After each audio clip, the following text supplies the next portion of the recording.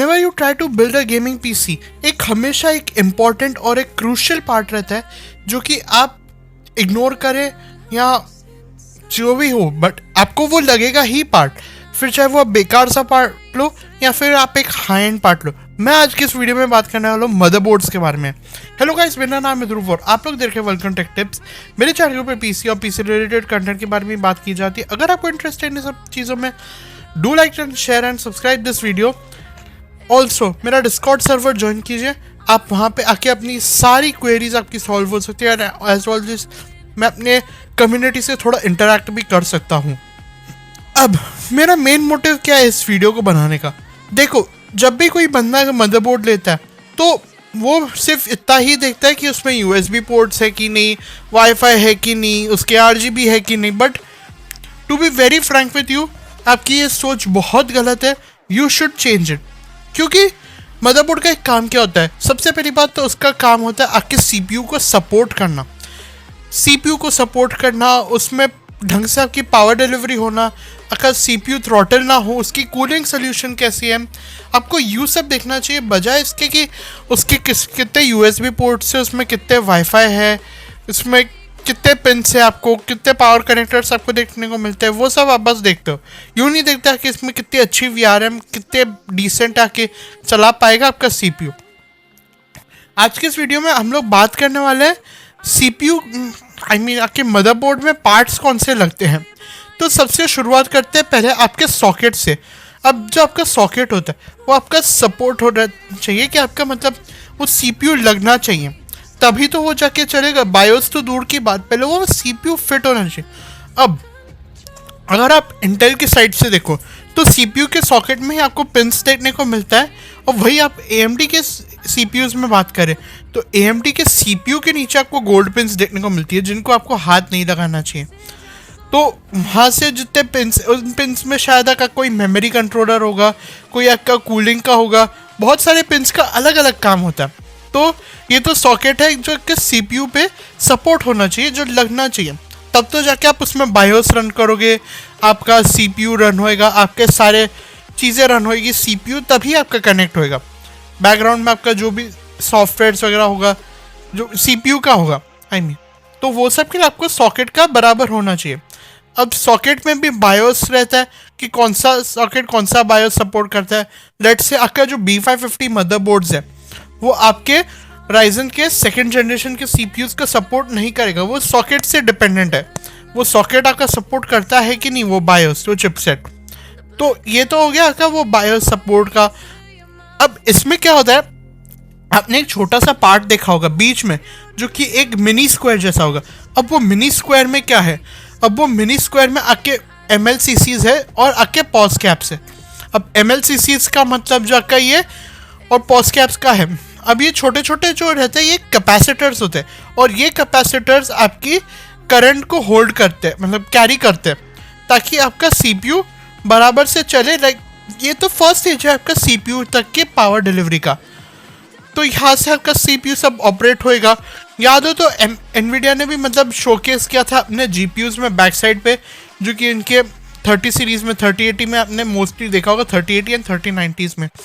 अब ये जो होते हैं ये मल्टीलेयर कैपेसिटर्स और जो पॉज कैप्स होते हैं, ये आपके बेसिकली आपके क्लॉक स्पीड्स को हैंडल करते हैं, एंड ये साथ साथ आपकी करंट कितनी वोल्टेज आपकी होल्ड कर सकता है वो भी इस पर डिपेंड करता है। अब ये सीधा जाता है डिपेंडेंट आपके VRM पे।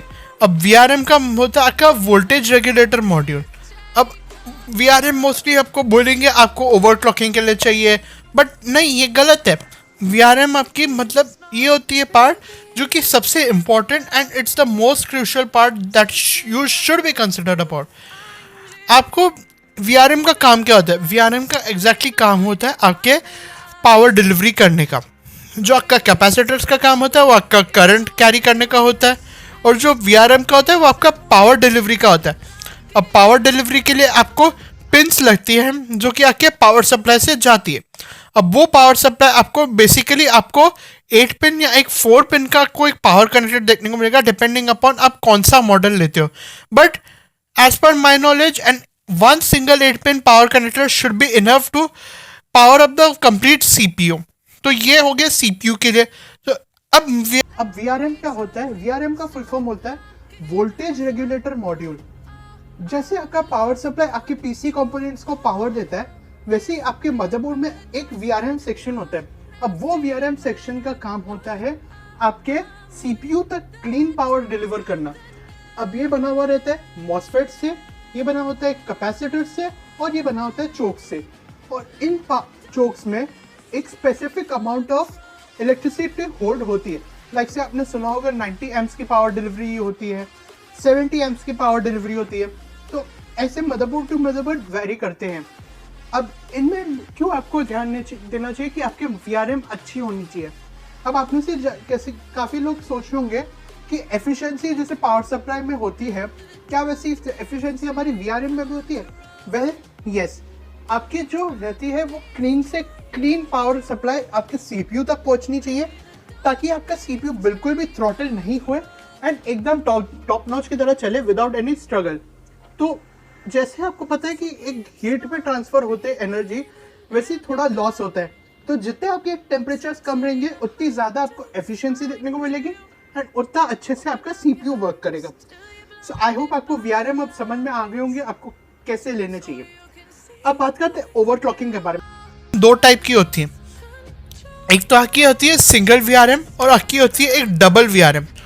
अब सिंगल VRM का मतलब होता है कि वो सिर्फ 90 एम्प्स की पावर डिलीवरी होल्ड कर सकता है, एंड जो आपका डबलर होता है मतलब वो double amount of current carry कर सकता है। अब दोनों में डिफरेंस क्या है?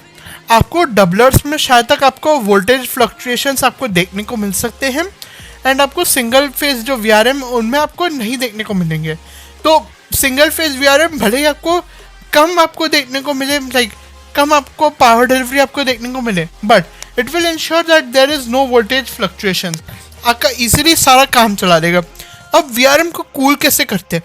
तो VRM के ऊपर आपकी हीट सिंक लगी हुई रहती है, मोटी सी हीट सिंक रहती है, या कुछ ब्रांड्स हीट सिंक में चिप आउट करते हैं, एंड कुछ ब्रांड्स तो लाइक H410 या A320 जैसे मदरबोर्ड्स में VRM में हीट सिंक ही नहीं देते। अब ये हीट सिंक का काम क्या होता है? अब इन हीट सिंक्स पे आपकी थर्मल पैडिंग्स लगी हुई रहती है, या आपको मोस्टली हाई एंड मदरबोर्ड्स पे आपको मोस्टली आपको एक कॉपर पाइप देखने को मिलेंगे। अब ये कॉपर पाइप्स और थर्मल पैड्स का काम क्या रहता है? ताकि ये अच्छे से आपकी इंक्लूडिंग हीट सिंक ये काम करते हैं कि आपकी अच्छे से हीट को डिसिपेट कर पाए।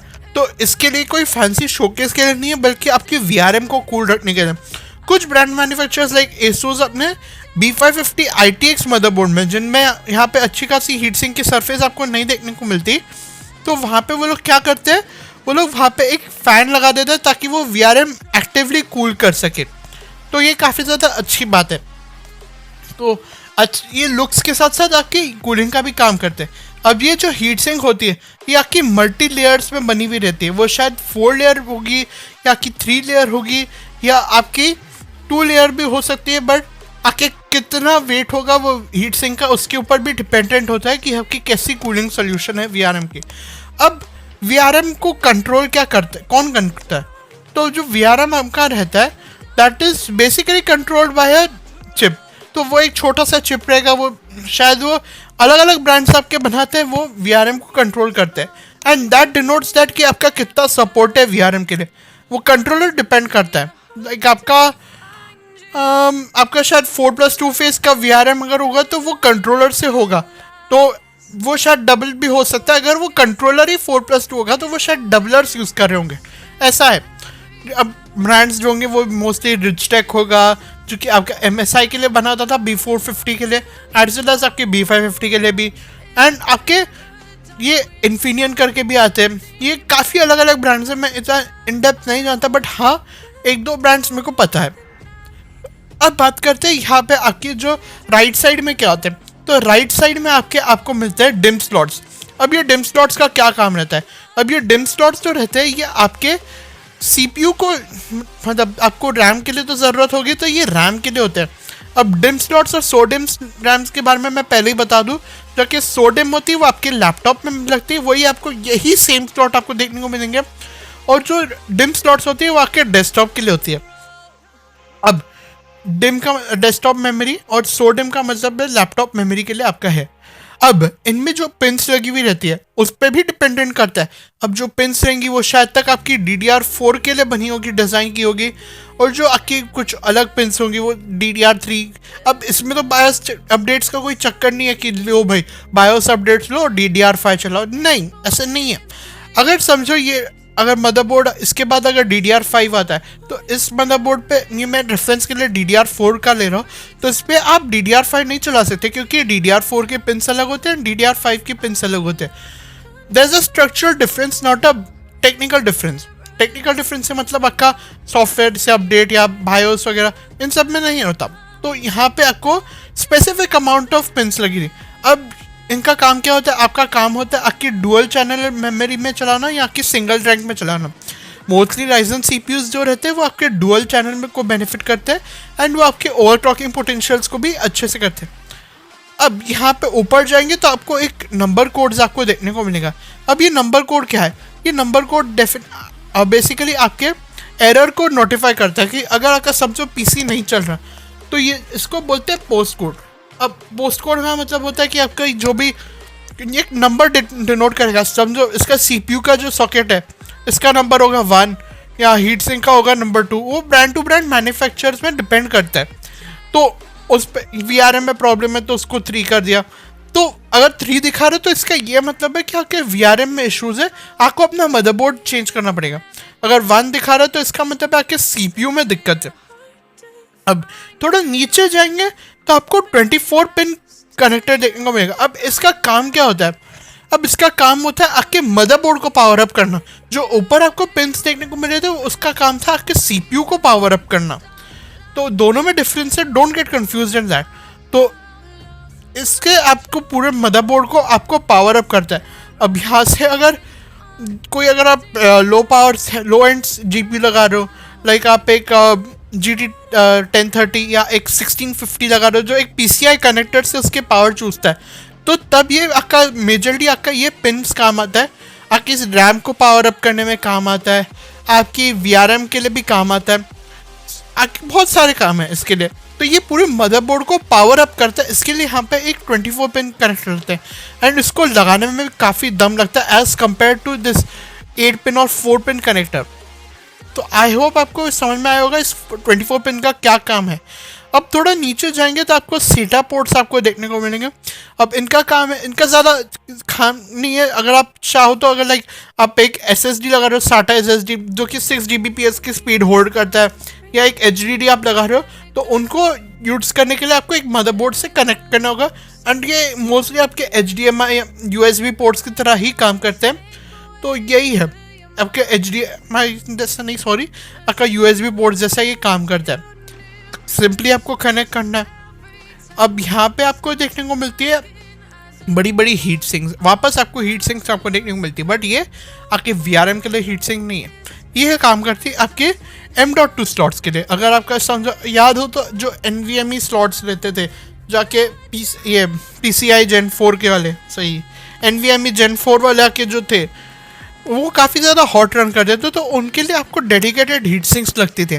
अब वो तो या तो SSD मैन्युफैक्चरर्स आपको देते थे हीट सिंक लगा के, या तो ये बोर्ड पार्टनर्स आपको देते हैं। तो उसका काम होता है कि NVMe को ठंडा रखना। एंड यहाँ पे तो बस शोकेस के लिए ये जो बड़ा सा दिया है ताकि आपको थोड़ा अपीलिंग लुक मिले, तो इसका काम है। अब यहाँ पे आते हैं आपके PCI कनेक्टर्स।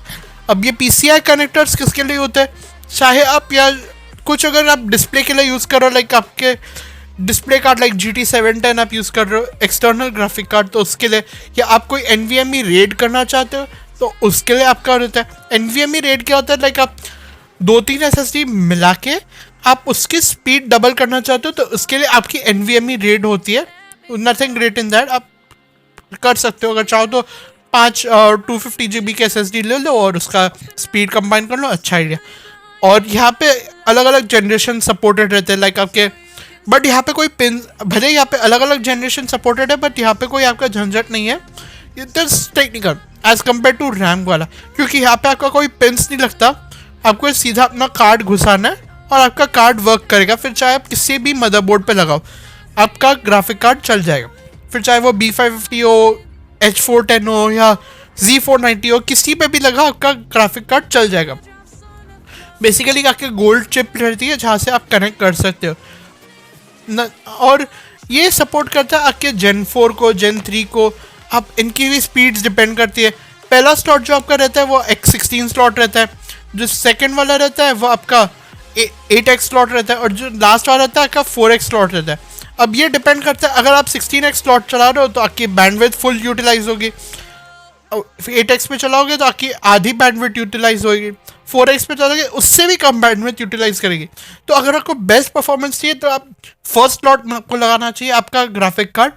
तो ये हो गया आपका ग्राफिक कार्ड के बारे में। और जो नीचे आपके कनेक्टर्स है वो आपको PWM कनेक्टर्स आपको देखने को मिलते हैं। फिर जो आपको नीचे बटन देखने को मिलता है वो टेस्ट बटन रहता है कि आपका जब आप PC बिल्ड करना चाहते हो तो बटन प्रेस करना होता है ताकि, और GPU के साथ, ताकि आप एटलीस्ट एक बार चेक कर पाओ कि आपका जो टेस्ट रन है, जैसे आपने PC बिल्ड किया, लाइक आपके सारे पार्ट्स सही से चल रहे हैं कि नहीं, वो जस्ट एक टेस्ट रन के लिए।